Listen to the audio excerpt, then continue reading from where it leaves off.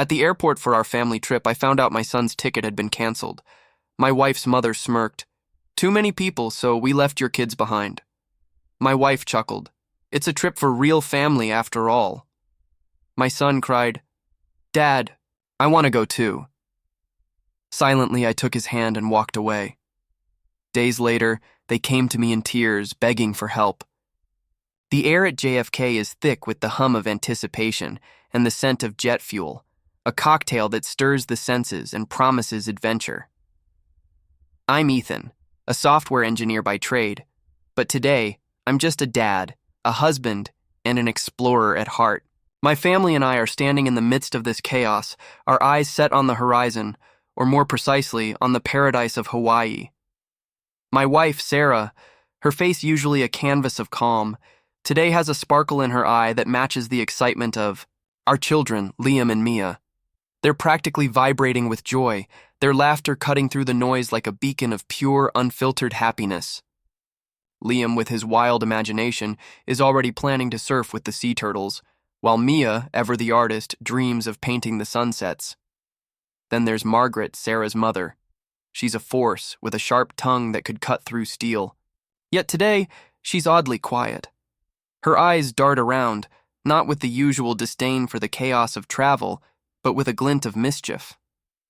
It's unsettling, like watching a cat that's just spotted a bird outside the window. As we shuffle towards the check-in counter, I'm juggling passports, boarding passes, and the kids' incessant questions about when we'll see the ocean.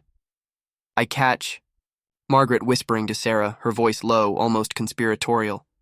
Sarah nods, her smile fading into something more secretive, a look I've seen before when she's in on one of her mother's schemes.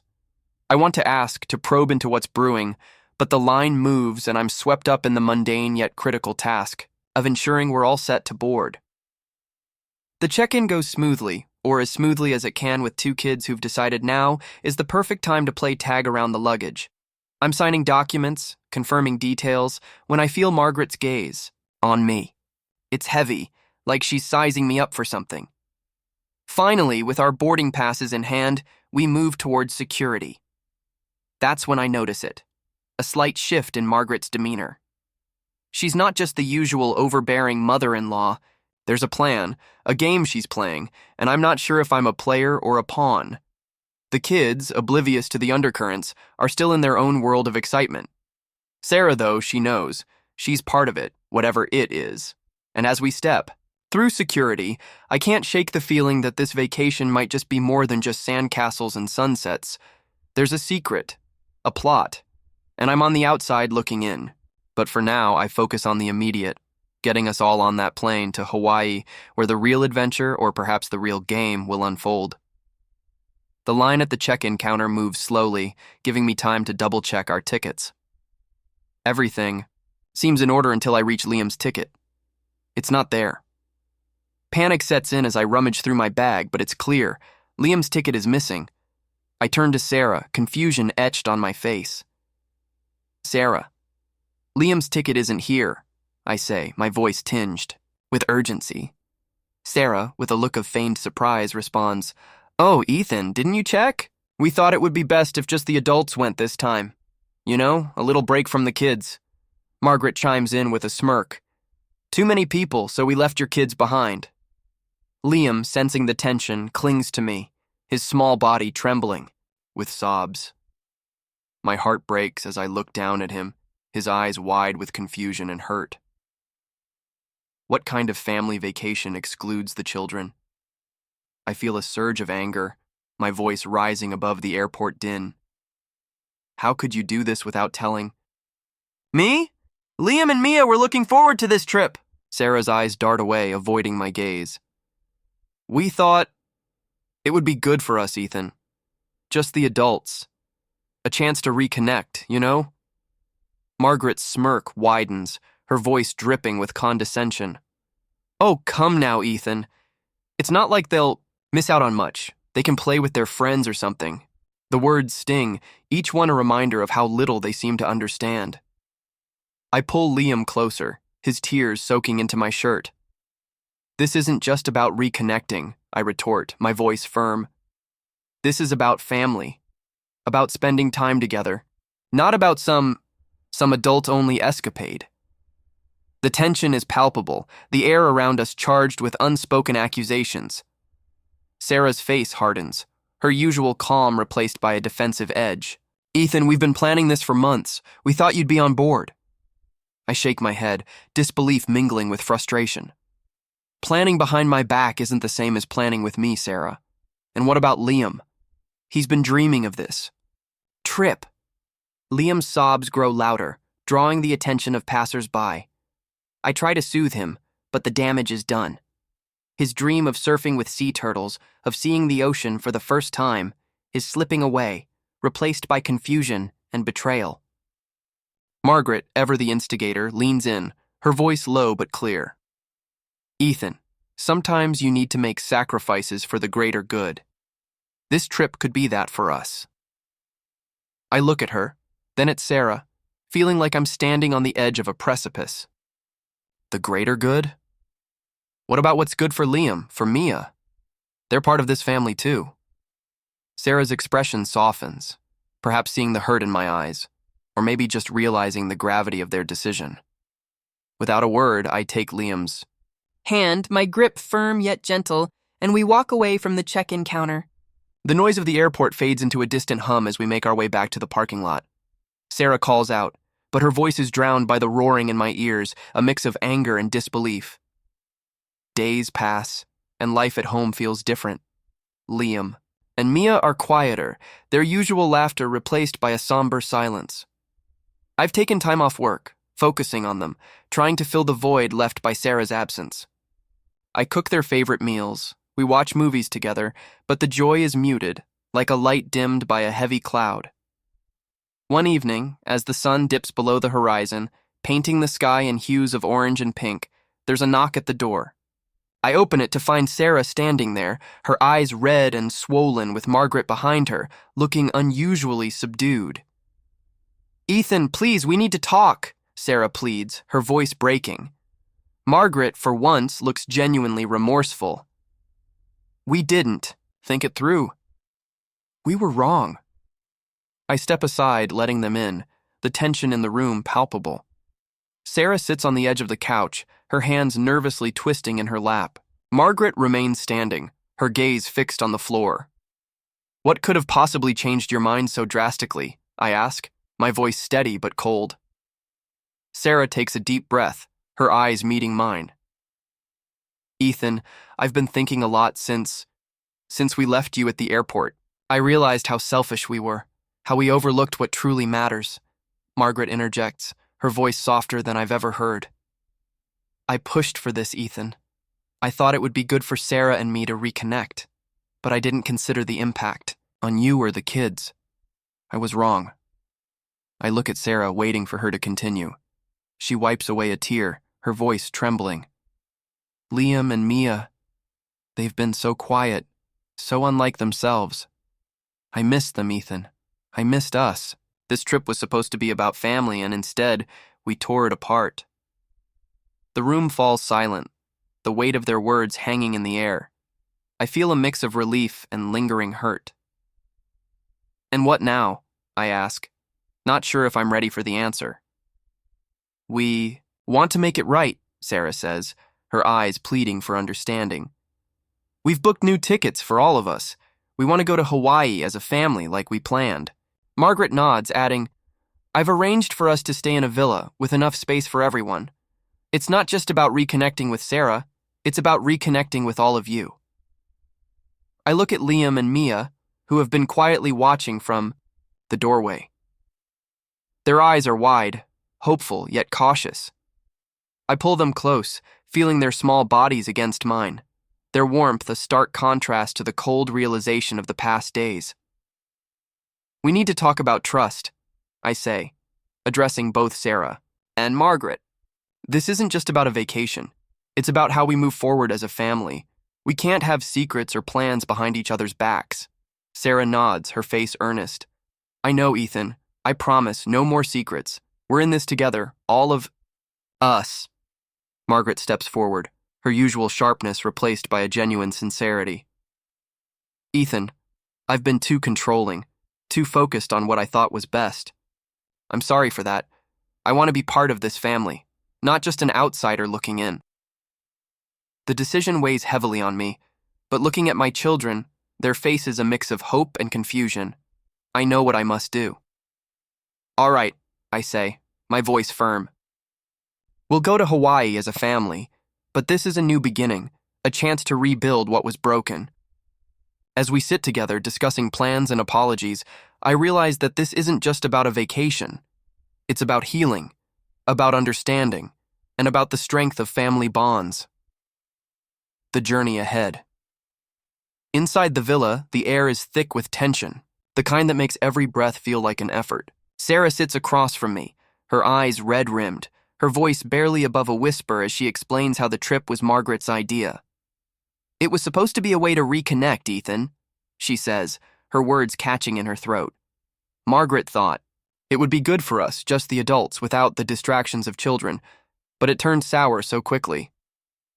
I look at her, trying to understand the depth of their decision, the logic behind it. The villa, with its expansive views of the ocean, feels more like a prison than a paradise. Without Liam and Mia, the joy was absent, and the realization hit them hard. They missed the kids, missed the family dynamic, and the trip became a stark reminder of what they had left behind. We realized what family really means, Sarah continues, her voice trembling. We need your help, Ethan. We need to make this right. Margaret, who has been quietly observing, steps forward. Her usual sharpness is replaced by a softness that I've rarely seen. We've been fools, Ethan. We need your forgiveness. The room feels smaller, the walls closing in as I process their words. The betrayal stings, not just for me, but for Liam and Mia, whose dreams of this trip were shattered. I remember the look on Liam's face when he realized he wasn't going. His small body trembling with sobs, his eyes wide with confusion and hurt. And Mia, who had been sketching the ocean in her mind, now left with a blank canvas of disappointment. The silence stretches, filled only by the distant sound of waves crashing against the shore. It's a stark contrast to the turmoil inside me. Ethan, Sarah's voice breaks through my thoughts. We've booked new tickets, for all of us.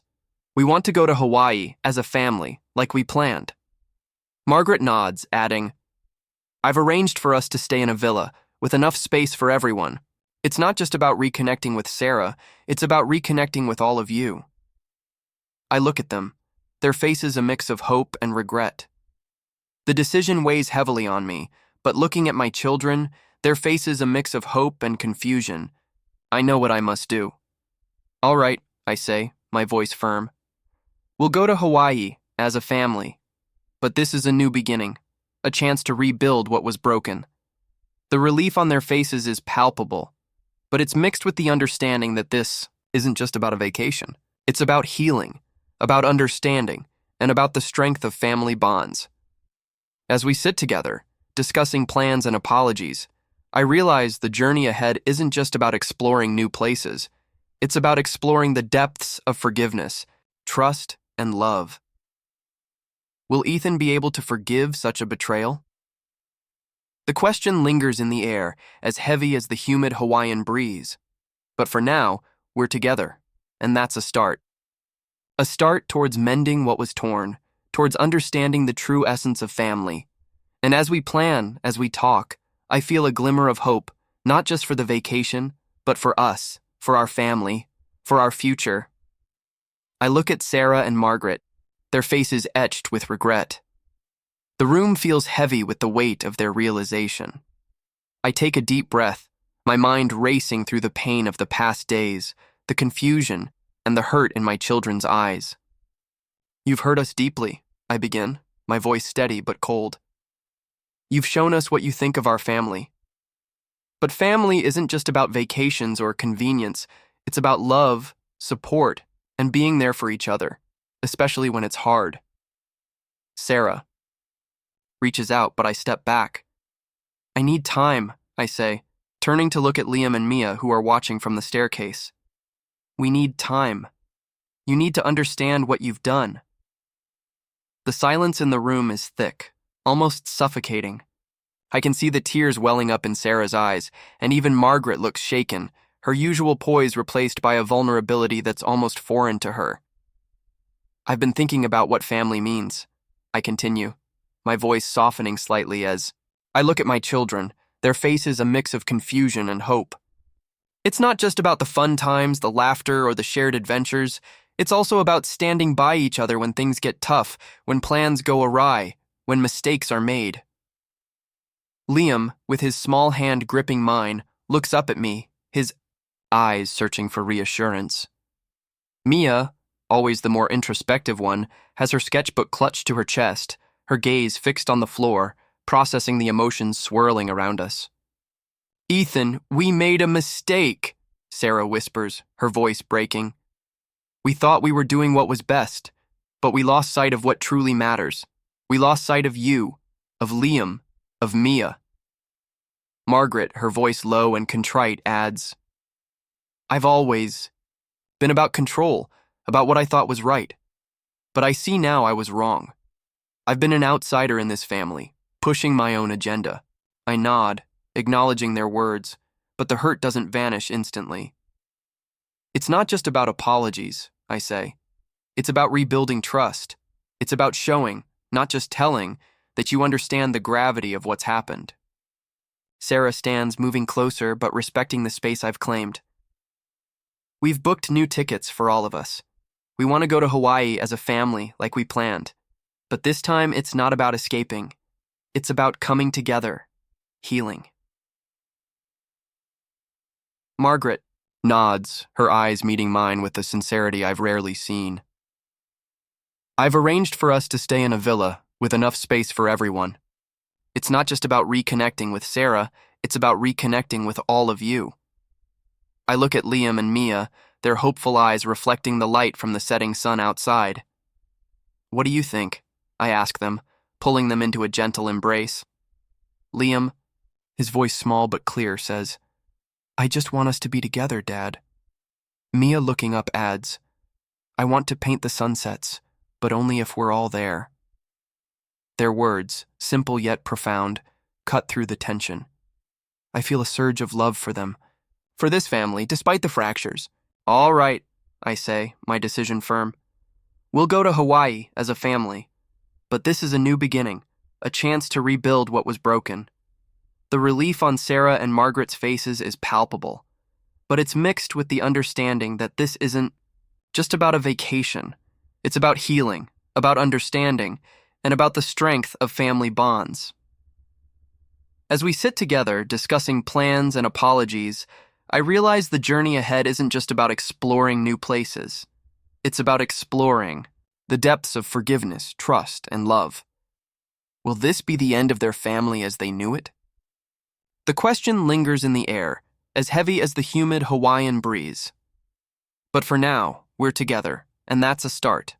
A start towards mending what was torn, towards understanding the true essence of family.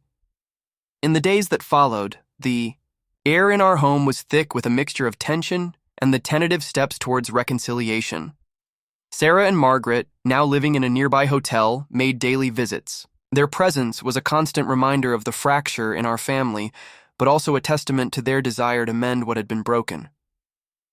Each morning, as the sun cast its first golden rays through the windows, I'd see Sarah's car pull up. She'd step out, her face a canvas of regret and determination. Margaret, usually trailing behind, carried a softer demeanor than I'd ever known. They would sit with Liam and Mia, engaging in conversations that ranged from the mundane to the heartfelt. Sarah would help Mia with her art projects, her voice gentle as she praised Mia's talent. Margaret, on the other hand, would sit with Liam, listening to his stories about sea turtles and his dreams of surfing, her eyes reflecting a newfound appreciation for the dreams of a child. The kids, initially cautious, began to open up. Liam's laughter returned, though it was tinged with a cautious edge. Mia, with her sketchbook always close, would show Sarah her latest drawings, her eyes searching for approval. It was in these small interactions, these moments of genuine remorse and connection, that the seeds of forgiveness were sown. Months later, the idea of another trip surfaced. This time it was different. It wasn't just about escaping to a new place. It was about proving to ourselves that we could still be a family, that we could heal and move forward together. We planned to go back to Hawaii, but this time with everyone included. As we boarded the plane, the atmosphere was charged with a mix of anticipation and nervous energy. I held Sarah's hand, feeling the warmth of her touch, a silent promise of our renewed commitment to each other. Her fingers intertwined with mine, a physical manifestation of the emotional bridge we were trying to rebuild. Margaret, sitting with the kids, caught my eye.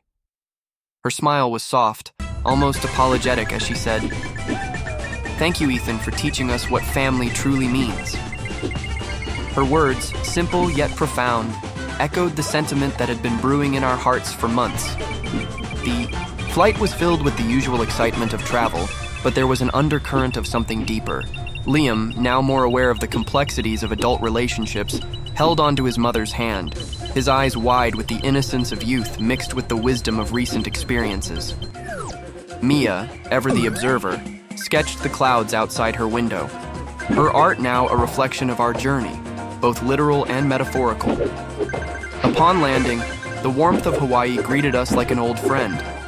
The villa, spacious and inviting, was a stark contrast to the cramped hotel room where Sarah and Margaret had spent their days of reflection. Here, there was room for everyone, both physically and emotionally. The days unfolded with a rhythm of healing. We explored beaches, not just for the beauty they held, but for the memories we could create anew. Sarah and I walked along the shore, our steps synchronized, our talks deep and meaningful. We spoke of trust, of understanding, and of the future we hope to build together. Margaret, who once saw herself as an outsider, now actively participated in family activities. She played in the sand with Liam, her laughter genuine, her touch gentle. With Mia, she sat under the shade of a palm, discussing the colors of the sunset, her interest in Mia's art now sincere. One evening, as the sky painted itself in hues of orange and pink, we gathered on the lanai. The ocean's lullaby was our soundtrack as we shared stories, not just of the past, but of our hopes for the future. Sarah's voice, now steady with conviction, spoke of her commitment to our family. "This isn't just about a vacation," she said, her eyes meeting mine. "It's about us, about making sure we're all here, together, for the right reasons." Margaret, her usual sharpness replaced by a reflective tone, added, "I've learned so much, Ethan, about what it means to be part of a family, not just an observer or a critic." As the stars began to dot the sky, I looked around at my "Don't forget to subscribe, like, and comment if you enjoyed this story. This will help us create more engaging stories for you.